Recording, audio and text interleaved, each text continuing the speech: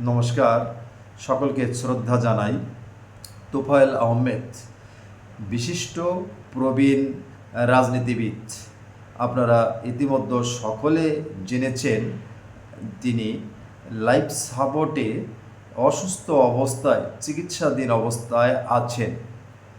যে ব্যক্তির নাম আমি উল্লেখ করলাম, তোফায়েল আহমেদ নামটি বললে বাংলাদেশের বেশিরভাগ লোক তাকে চেনে, তার সম্পর্কে জানে। রাজনৈতিক নেতা হিসাবে তিনি পরিচিত।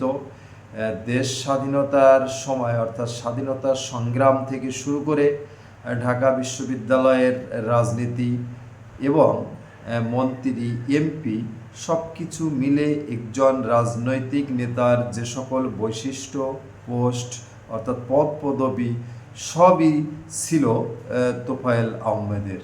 অর্থাৎ একজন অভিজ্ঞ রাজনৈতিক নেতা হিসেবে কাউকে যদি আমরা যদি চিহ্নিত করতে চাই, বলতে চাই তোফায়েল ভাই বা তোফায়েল আহমদের নাম আমরা বলতে পারি। এজন্য কোনো বিশেষণ তোফায়েল আহমেদ সম্পর্কে দেওয়ার প্রয়োজন হয় না।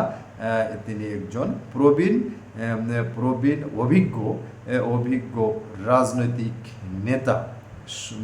এ সম্পর্কে আমি আলোচনা করছি না, আমি শুধু আপনাদের মাঝে তুলে ধরছি বাংলাদেশে যারা অসুস্থ হয়, বিশেষ করে যাদের সমর্থন আছে, যাদের টাকা পয়সা আছে, অর্থনৈতিকভাবে ভালো আছে, বড় চাকরি করেন, ব্যবসা করেন অথবা বড় রাজনৈতিক নেতা, সব কিছু মিলে যাদের সমর্থন আছে, তারা যদি অসুস্থ হয় তাহলে তারা বেশিরভাগ লোকই বিদেশে গিয়ে চিকিৎসা করেন।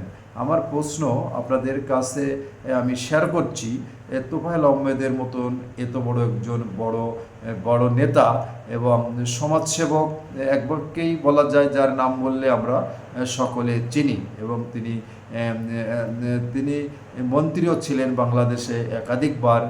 সব কিছু মিলে তিনি দীর্ঘদিন অসুস্থ, কেন বিদেশে চিকিৎসা করতে যাচ্ছেন না আপনাদের কাছে আমি জানতে চাই, অথবা তাকে কি যেতে দেওয়া হচ্ছে না। আপনাদের কাছে আমি শেয়ার করলাম বিষয়টি। আপনারা আমাকে আপনাদের মতামত কমেন্ট বক্সে জানাবেন, আমি আশা রাখছি।